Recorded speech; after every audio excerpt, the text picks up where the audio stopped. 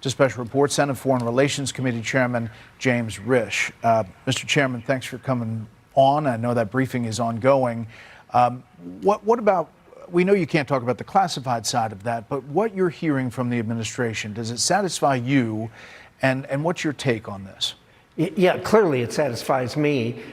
You'll obviously hear negative from the Democrats up here. But look, this was a great operation by President Trump, by our United States military, and by a number of other agencies. It was first and foremost a judicial action, a justice action, to apprehend someone who has a warrant out for him. Now, that person was surrounded by military people, so obviously the military had to help. That's what happened. It went off flawlessly. And there'll be books written in the future about how this happened, and you'll get more details from that. But I think the important thing coming out of this, Bret, is that people, particularly in our hemisphere, understand that the president we work with is a person who's a man of action. Marco Rubio has said it over and over again. For those of us that worked with him day to day on national security things like this, when he says something, people need to listen to him because he will act. That's what he does.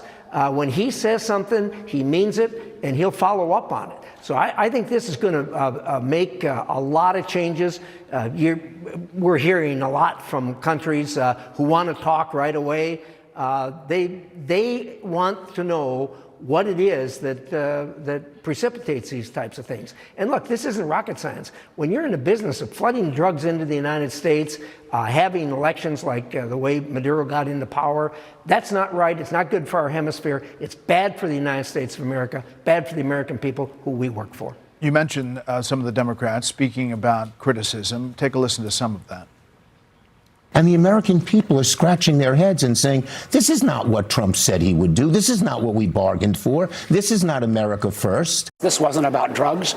It was about getting Venezuelan oil. This is going to undermine U.S. security and stability in the region, and they don't seem to have a plan going forward. We're just emboldening our adversaries, whether in Beijing or in Moscow, to basically do the same, whether in Taiwan or Ukraine. Now, some of those Democrats, including the Senate Minority Leader, had much different things to say a few years ago. Here's just one. The president brags about his Venezuela policy? Give us a break. He hasn't brought an end to the Maduro regime. The Maduro regime is more powerful today. So I guess, Senator, the question is, what is this? It's not, the administration's not saying it's regime change. It's saying it's a law enforcement action. But how will the transition happen in your mind on the ground in Venezuela? That's a really important question, and a question the American people really need an answer on as clearly as possible. This is not an operation to start a forever war in Venezuela. It's not. It wasn't an operation to change regime, although of course that happened because the man had committed the crimes he did. Now he's going to have to pay for it.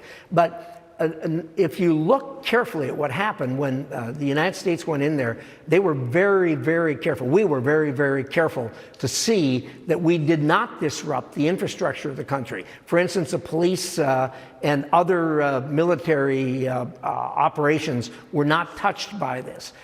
It is important that the Venezuelan people step up, get to a place where there can be a very rational and reasonable election, and get to the place that the Venezuelan people want to get to. There's been celebrations by Venezuelans all over, the ones in the country and all over the world. They're glad to see Maduro do this. But the Venezuelans are now going to have to step up. That's what we want to see them to do. We're not imperialists. We don't want to run this country. We don't want to make this a situation where America is running the country. It needs to be done by the Venezuelan people. We want to encourage them. And that's going on, by the way, right now with conversations. But you know, Senator, that the president said right after the operation that we are going to run it. The U.S. is going to run it. He said it on Air Force One coming back from Florida that the U.S. is going to run it in the interim. He said tonight on NBC in an interview that Venezuela will not have new elections in the next 30 days. projecting a long-term engagement 2 days after the forces captured Maduro. Quote, "We have to fix the country first. You can't have an election. There's no way the people could even vote." So how long do you think that's going to be? And what do you say to the elected president in 2024 who says that he is the rightful commander-in-chief? Well, first, I think that's a euphemism for what is going on, and that is there is transition going on in the country. There are numerous conversations going on between U.S. people and the people in Venezuela about how to proceed and what they need to do to proceed to get us to the point where we can have this peaceful transition of power there. So as far as running the country, obviously, when we went in there, did what we did, there was a time when clearly we were in charge, but there are no American people that are running the country right now. But they have made every indication, as the president said, that they want to do things right. They want to do things the way we want to see them done, and they want us to help them get to that point. But you acknowledge that there is this uncertainty, not only with Democrats, but Republicans. They look back to Colin Powell and that famous thing that he said during the warning to President Bush. He said, "What happens after? You know, you need to understand, if you take out a government, take out a regime, guess who becomes the government and regime and is responsible for the country? You are. So if you break it, you own it." That's Colin Powell on PBS. So you understand the feeling that, the concern about that.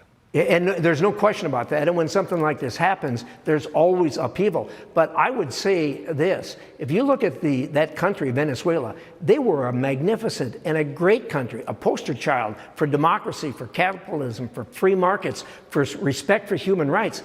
And in just 2 generations of leaders who were autocrats, who were dictators, all that went by the by. The Venezuelan people know this stuff. They understand it. And the Venezuelan people themselves want a government like we have a government, where you have freedom, where you have democracy. I have every confidence they're going to get there, but there's certainly going to be some upheaval. There always is when these changes are made. One thing was clear: the military action was very precise and very overwhelming. And brief. Senator, very brief. The chairman of the Foreign Relations Committee, we really appreciate it. Thank you. Thank you.